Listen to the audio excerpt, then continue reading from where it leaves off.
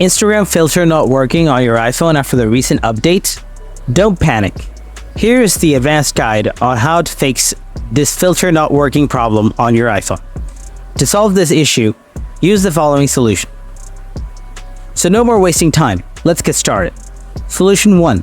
Offload the Instagram app. Open Settings, scroll down, tap on General, now tap on iPhone Storage. Find the Instagram app, tap on it, tap on the Offload the app button, and then tap Offload again. Now reinstall the app. Solution 2. Check your internet connection. Often, poor internet can cause this issue. You can enable airplane mode for 30 seconds, or you can switch your mobile data to Wi-Fi or Wi-Fi to mobile data. Solution 3. Update your Instagram app. Open the App Store, search Instagram. If you find any updates available, then tap on Updates. Now open the Instagram app and check whether your problem is solved. So, this is how you can solve the Instagram filter not working problem on your iPhone.